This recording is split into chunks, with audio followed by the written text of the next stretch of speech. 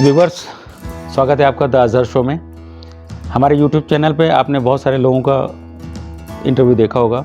आज जिस शख्स से मैं मिलवाने जा रहा हूँ वो एक हस्ती हैं और लखनऊ में ही रहते हैं वो, और उनके बहुत सारी जर्नी है, कहाँ कहाँ वो गए हैं, कहाँ कहाँ क्या क्या किया है।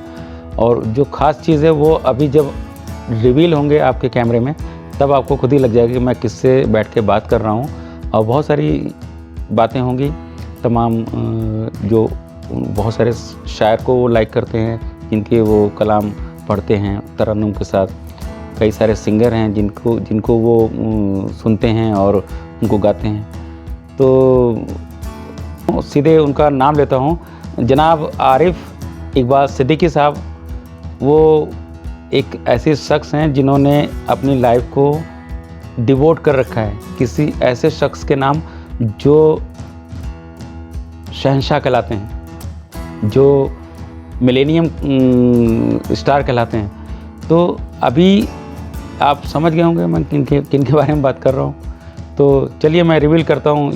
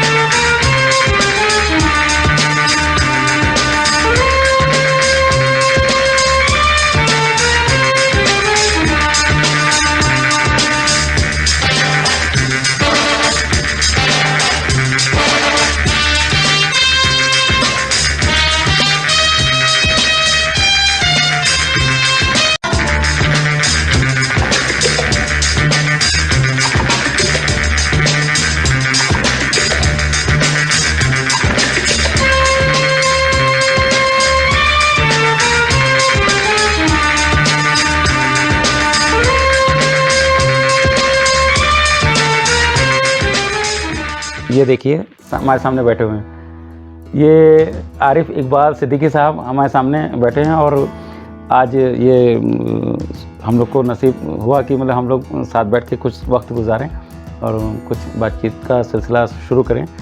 तो चलिए यहीं से हमारी बातचीत शुरू होती है।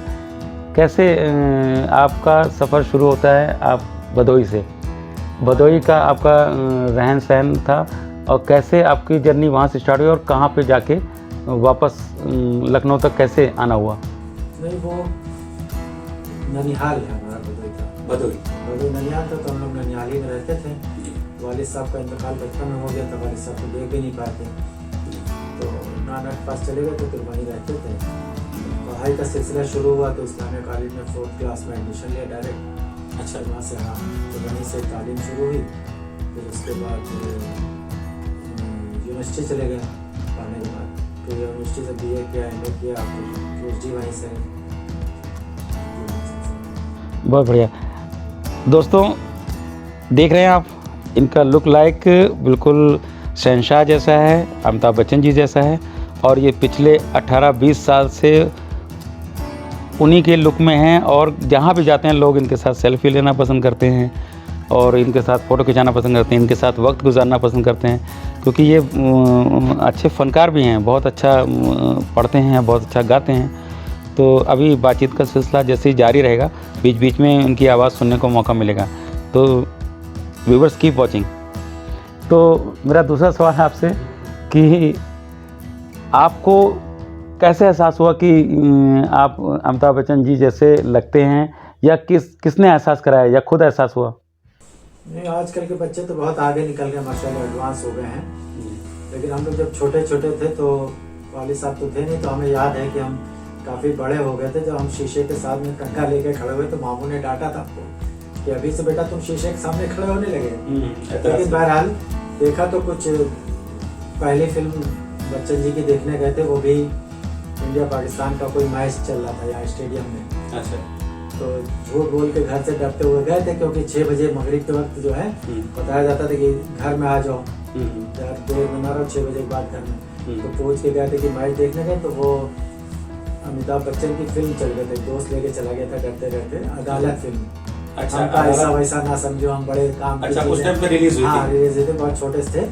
तो बहरहाल वहीं से सिलसिला शुरू हुआ। फिर कुछ लोगों ने, दोस्तों ने और जो अजीज थे, रिश्तेदार थे, उन्होंने कहा कि यार तुम्हारा चेहरा जो हुलिया जो है बच्चन जी से मिलता। पहले क्लीन शेव रहते थे, क्लीन शेव थे, आपको हम दिखाएंगे अपनी तस्वीरें पहले की।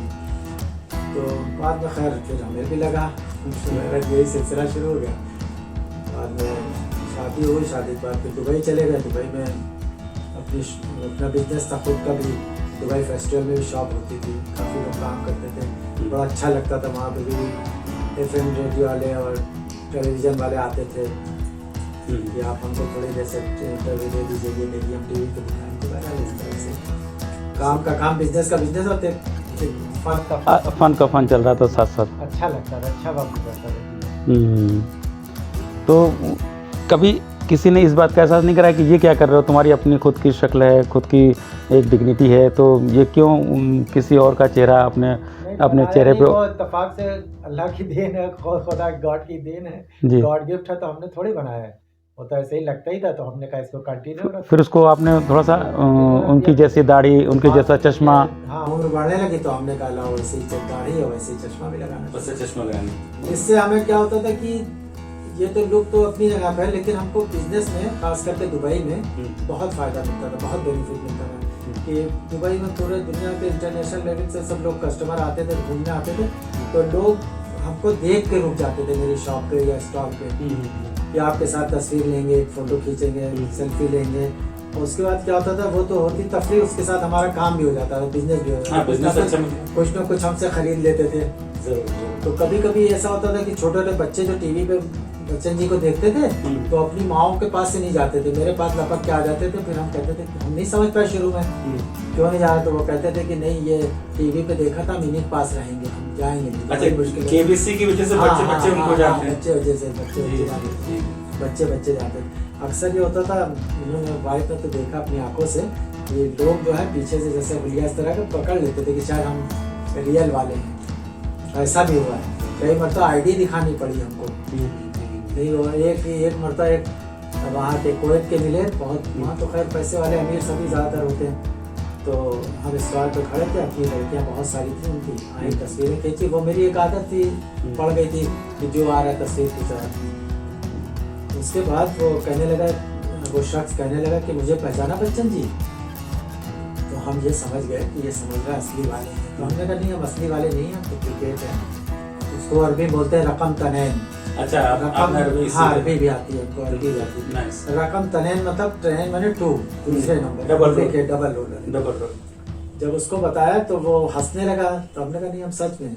तो बहरहाल काफी देर तक वो जरा बहस चली, वो मानने को तैयार नहीं हुआ। कहने लगा तुम हमें नहीं जानते? हमने कहा नहीं, हम तुम्हें नहीं जानते। कहने लगा हमने तुम्हारे साथ कोई फिल्म में काम किया है। हमसे कहने लगा क्या बात है, ये बहुत बड़ी बात है कि आपको बिल्कुल रियल का अमिताभ बच्चन समझ के बात कर रहा बंदा। तो वो कहने लगा कि आपके, तो हमने कहा आपका क्या रोल था? पहले हमने सवाल पूछा, तो कहने हम फला स्टेशन पे जब उतरे थे तो आपने लगेज वगैरह जो वो था उस पर, तो आपने मेरे ही उठाया था उस पर सर पे, आप मुझे को भूल गए। अरे क्या बात। मुझे को भूल गए। तो बहरहाल काफी देर तक जब वो नहीं माना तो गुस्सा होने लगा, तो फिर हमने आईडी निकाल के देखी, ये देखो डुप्लीकेट। तो कहने लगा अरे ये तो फ्री में बन जाती है, पैसा दो नकली बन जाती है। तो हमने सिक्योरिटी वालों को बुला के फिर उनसे कहा कि इनको बताओ कि भैया असली वाले नहीं नकली वाले। तो बहरहाल काफी देर तक ये सब सिलसिला चलता रहा।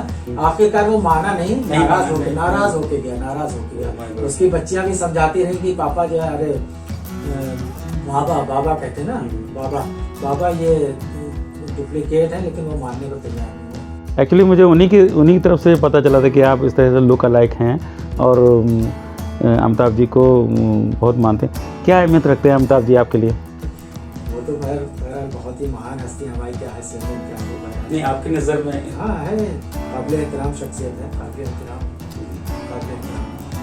He has lot of good qualities, no doubt. He is lot of, he is great. बहुत पहले एक दफा हाँ मुलाकात हुई थी, यहीं पर जब इलेक्शन थी इलाहाबाद से उन्होंने दुबई में भी मुलाकात हुई थी। लेकिन इतनी ज़्यादा सिक्योरिटी रहती है उनके साथ, जबकि वहाँ पे जो भी सिक्योरिटी वाले होते हैं या ये जो CID वाले होते हैं, ये लोग सब हमको इसकी होलिया की वजह से बड़ी छूट दिए रहते थे। आइए वो गाड़ी जाती है, उसको शुरता कहते हैं, पुलिस की गाड़ी। तो वो लोग रोक के हमको बैठा लेते थे अपनी गाड़ी पे दुबई में। अच्छा। कि आप मेरी गाड़ी पे बैठ जाए, कौन सी फिल्म आपकी दोबारा आने वाली है, क्या बात। आइए, ये वो जहाँ पर भी होता था। कहीं होटल में जैसे जाएं किसी इसमें अच्छे होटल में पड़े तो गजलें सुनने के लिए गाने का हमको बहुत शौक था। तो लोगों का जैसे बहुत ज़्यादा टिकट पड़ रहा या वो लेना पड़ता है, तो हमारे लिए फ्री था समझना। पुलिस वाले या वो अमिताभ यल्ला दाल गुम अच्छा यल्ला से जाओ तुम्हारे लिए फ्री है, जाओ। क्या बात है। ये मतलब I am not telling lie, सच बता रहा हूँ आपको कि ऐसा था मेरे लिए। ये इसका बहुत फायदा होता था हमको कि जहाँ हो हम अपना चले जाते थे आराम से। बहुत अच्छा वक्त गुजरता, बिजनेस के साथ साथ बड़ा अच्छा वक्त भी गुजरता था। और सारे दोस्त मेरे बहुत सारे थे अलग अलग कंट्रीज के, तो वो रात में जब हमारी शॉप या स्टॉल जो भी थे, शॉप तो थी और एग्जीबिशन में स्टॉल्स भी होते थे, तो वो आके खड़े रहते थे। वो कहते थे आप मेरे साथ चलिएगा घर, वो कहते थे मेरे साथ, ये कहते थे मेरे साथ चलिएगा। तो मैं बहुत कश्मकश में पड़ जाता, किसके साथ जाए, किसके साथ जाए। बहुत बड़ी बात है, बहुत अल्लाह का काम है माशाल्लाह। अभी एक बातचीत में आपने दुबई का जिक्र किया था, कब दुबई आपका जाना हुआ और कितने साल वहाँ पर आपका? कई साल, 18 साल 17-18 साल 17-18 साल दुबई में गुजारे। 92 में गए थे। 92 में। तो यहाँ से अपनी पढ़ाई वगैरह सब कंप्लीट करके? हाँ, वो PhD करके फिर हम चले। PhD किया किस सब्जेक्ट में? उर्दू में किया। आपने उर्दू में किया है? अच्छा, तभी आपका दखल शेर व शायरी में है? शेरों से बहुत लगाव रहा। और कुमार साहब हैं, वसीम बरेली साहब हैं, अच्छा, या मंजर भोपाली हैं। तो अगर आप आँख बंद करके मंजर भोपाली को सुनेंगे तो लगेगा वही पढ़ रहे हैं। तो फिर शायद हो जाए उनकी 4 लाइन मंजर भोपाली साहब की। हाँ, 1-2 लाइनें सुना देते हैं। हम तो फूल जैसे थे, खार सा बना डाला। हम तो फूल जैसे थे, हम तो फूल जैसे थे,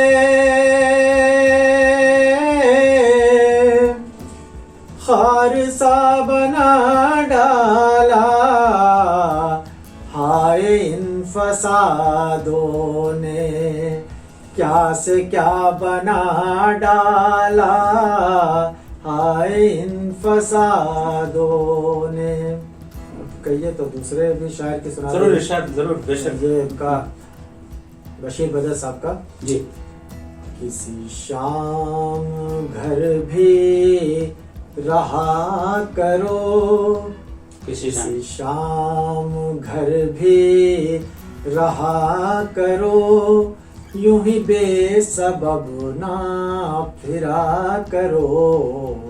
और वो गजल की सच्ची किताब है, वो गजल की सच्ची किताब है। उसे चुप के पढ़ा करो। क्या बात है, क्या बात। दूसरी गजल का शेर इसमें जोड़ दे रहे हैं बशीर साहब का।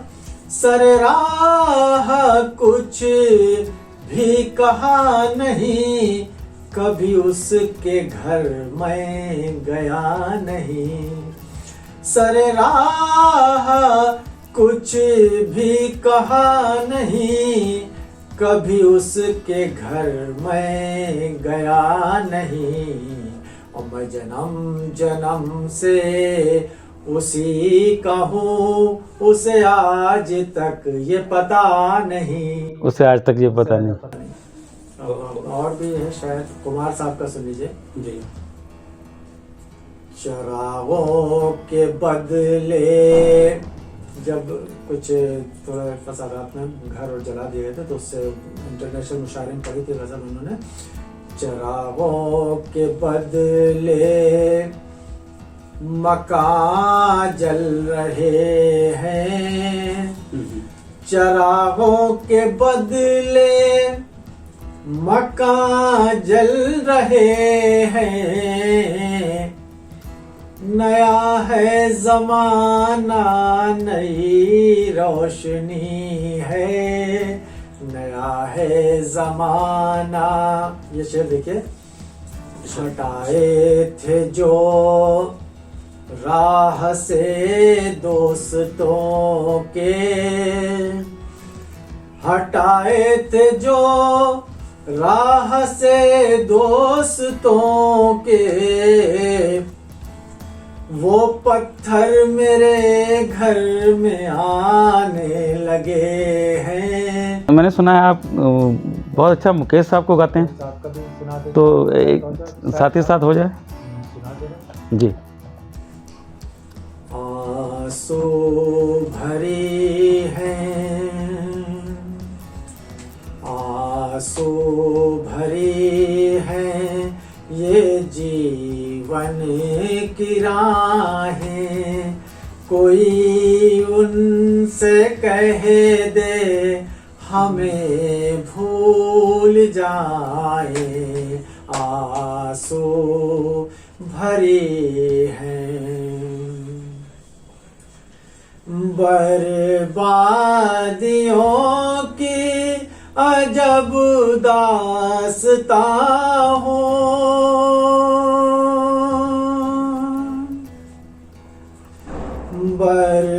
बर्बादियों की अजब दास्तां हो। शबनम भी रोए वो आसमां हो, तुम्हें जग मुबारक हमें अपनी आहें, कोई उनसे कह दे हमें भूल जाए। आंसू भरी हैं। माशाल्लाह माशाल्लाह। रफी साहब की भी एक लाइन सुन लीजिए, एक ही लाइन सुना रहे हैं। जी जी जी। हुई शाम उनका ख्याल आ गया, हुई शाम उनका ख्याल आ गया, वही जिंदगी का सवाल आ गया, हुई शाम उनका ख्याल आ गया। शेर देखिए बड़ा अच्छा है जी। अभी तक तो होठों पे था तबस्सुम का एक सिलसिला, बहुत शादमां थे हम उनको भुला कर, अचानक ये क्या हो गया, क्यों चेहरे पे रंगे मलाल आ गया, क्यों चेहरे पे रंगे मलाल आ गया, हुई शाम उनका ख्याल आ गया। बहुत ही उम्दा भाई। आप व्यूवर्स आप देख रहे हैं हमारे साथ जो आरिफ सिद्दीकी साहब जो बैठे हुए हैं, कमाल के शख्सियत हैं और इन्होंने आपको एकदम अलग एहसास कराया होगा कि अमिताभ बच्चन जी कैसे शायरी पढ़ेंगे, कैसे मुकेश साहब का गाना गाएंगे, कैसे रफ़ी साहब का गाना गाएंगे, कैसे कुमार बाराबंकी को पढ़ेंगे। तो वो एब्सोल्युटली आप लोग एंजॉय कर रहे होंगे। तो अपनी बातचीत का सिलसिला जारी रखते हैं द अज़हर शो में। तो आरिफ साहब जो है मुझे बताएं, अमिताभ जी को आपने खाली लुक लाइक रखा है कि उनको उनके कुछ डायलॉग हैं, कुछ उनकी जो कुछ एक्ट हैं, कुछ छोटे छोटे? हाँ, उनकी आवाज़ तो लाजवाब है। कहाँ जी, तो कुछ अगर आपने कुछ कभी कुछ ट्राई किया हो तो आप प्लीज ट्राई करें आज। कोई गाना उनका ऐसे हल्के से एक लाइन सुन लीजिए, फिर उसका डायलॉग देख लेंगे। जी। किने मारी पिचकारी मोरी भीगी अंगिया, ओ रंग रसिया रंग रसिया। क्या बात। वो रंग बरसे भीगे चुनर वाली, रंग बरसे, वो रंग बरसे भीगे चुनर वाली, रंग बरसे। सोने की थारी में जो ना परोसा, भैया सोने की थारी, हाँ सोने की थारी में जो ना परोसा, चाभ गोरी का यार बलम तरसे रंग बरसे, हो रंग बरसे भीगे चुनर वाली, रंग बरसे। बहुत बढ़िया, बहुत ही रूप तेरा सोना सोना, सोनी तेरी पायल, चमचमा चम वैसे चमके, कर दे सबको घायल। कह रहा आंखों का काजल, इश्क में जीना मरना, से शावा शावा शावा शावा, भाई शावा शावा। भाई साहब अगर आपको मेरी मीना का पता मालूम हो तो बता दीजिए। मेरी मीना पता नहीं जाने कहाँ खो गई है। अगर आपको मीना का पता मालूम हो तो बता दीजिए। इसके बदले में मेरा रुमाल भी ले लिए, बटुआ भी ले लीजिए, घड़ी भी ले लीजिए, लेकिन मेरी मीना का पता बता दीजिए। एक आप है और एक साले वो थे हराम के ढक्कन। भाई साहब हमने मीना का पता क्या पूछा, सालों ने हमारा रुमाल भी ले लिया, बटुआ भी ले लिया, घड़ी भी ले ली। एक आप है और एक साले वो थे हराम के ढक्कन है। बहुत ही उम्दा, बहुत ही उम्दा। आरिफ साहब जवाब नहीं, क्या बात है, बहुत उम्दा। व्यूवर्स आपको मज़ा आ रहा होगा।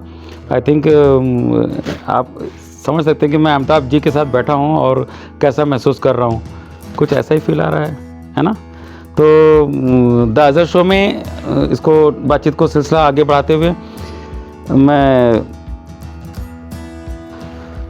कुछ शौक़ आपके जो अधूरे रह गए हों या कुछ ऐसे शौक़ जो आपने लाइफ में पूरे किए वो बताइए। शौक ये कि हमको परिंदों से बहुत शौक है, पाले बहुत अच्छे किस टाइप के हर तरह के जो मतलब छोटे शौक वो होते हैं एग्जॉस्टिव जिसे बर्ड्स कहते हैं, वो हैं। फिशेज हैं, एक्वेरियम है, इसका अच्छा, प्लांट्स, प्लांट्स का शौक है जी। प्लांट्स लगाने का डिफरेंट अच्छे वाले प्लांट, फिशेज का है, बर्ड्स का है, ये सब शौक है। शायरी का शौक है और शेर व शायरी अच्छी हो या किसी का तर्जुम अच्छा हो तो सुनते भी हैं, बहुत दाद भी देते हैं, अप्रिशिएट भी करते हैं, कोई भी हो जी। रास्ते में भी कोई गा रहा होता है और उसकी आवाज़ अच्छी लग जाती तो रुक के उसको शाबाशी देते हैं, अप्रिशिएट करते हैं। नहीं, बहुत अच्छी बात है, ये तो बहुत बड़पन है। और कुछ दुबई का कोई एक ख़ास वाक़या जो आपको 18-20 साल वहाँ अपने समय गुजारा, अभी आप लखनऊ में हैं, कोई ऐसा एक हादसा बताइए। बहुत अच्छा वक्त गुजरता था और वहाँ तो देर तक शॉप्स खुली रहती, 12-1 बजे रात में, 2 बजे रात में गुजार रहता था काफ़ी, तो बहुत अच्छा वक्त गुजरता था। लखनऊ से क्या नाता है आपका? लखनऊ में तो रही पढ़ाई तालीम यहीं से करी, यहीं से तालीम हासिल करी जी। यही अपना शहर यही लखनऊ में। कभी ट्राई नहीं किया आपने कि नहीं, बहुत ऐसा अच्छा कुछ लुक लाइक है, हम हमसे- फिल्म हाँ। दुनिया में ट्राई करें कुछ। नहीं, हमारे दोस्त बहुत हमसे नाराज होते थे। हम्म, अलग अलग मुल्कों के दोस्त थे मेरे, यहाँ पे भी हैं, वहाँ पे दुबई में, हम्म, कि हुलिया भी है, अंदाज भी है, आवाज भी बना लेते हैं, बोलना भी है, तालीम भी है, पढ़ाई लिखाई भी है, हम्म, करिए। लेकिन हाँ, उसको नहीं लिया हमने। अल्लाह का एहसान, खुद भी ठीक रहे और सभी लोग जितने भी हैं जानने वाले दोस्त है, बात मुतालिक या कोई भी है दुनिया में, सब लोग अमन और चैन और सुकून से रहें, वही मेरी दुआ होती है कि सभी लोग खुश रहें, तब अच्छा लगता है। आपके बच्चे माशाल्लाह कितने 2 बड़े बच्चे हैं। 2 बच्चे हैं जी माशाल्लाह, एक अनस है और एक आतिफ है, और वाइफ अच्छी भी तालीम दे टीचर रहे है, हैं। उसमें अच्छा। माशाल्लाह इंग्लिश की टीचर है माशाल्लाह। ये द अज़र शो में आप देख रहे हैं आरिफ साहब को। आरिफ सिद्दीकी साहब हमारे सामने बैठे हुए हैं, जो कि लुक अलाइक अमिताभ बच्चन जी जैसे लगते हैं, और उनकी बहुत सारी रिजेम्बलेंस इनके बॉडी में है कि ये जब चलते हैं तो इनके पैरों का जो मूवमेंट होता है वो भी अमिताभ जी जैसा है, जो हाथ जब बातचीत करते हैं तो हाथों का मूवमेंट भी वैसे ही। तो केवल हेयर स्टाइल ही नहीं, हर मूवमेंट इनका अमिताभ बच्चन जी जैसा ही लगता है। तो उम्मीद करते हैं ये वाला शो आपको बहुत पसंद आया होगा। द अज़र शो में आपका जो गेस्ट हमारे आते हैं उनको आप हमेशा देखते रहते हैं, सुनते रहते हैं। ये आपका बहुत प्यार है, बड़प्पन है, और ये बहुत अच्छी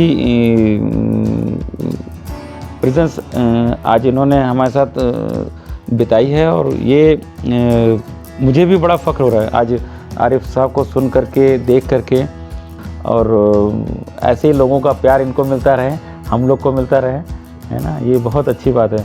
तो इसी के साथ ये अज़र शो यहीं पर कंप्लीट करता हूँ। शुक्रिया, थैंक यू।